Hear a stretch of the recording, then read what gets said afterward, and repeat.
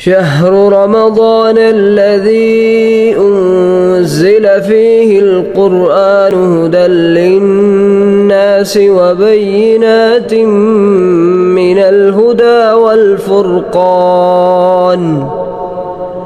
فمن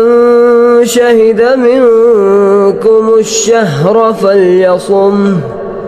ومن كان مريضا أو على سفر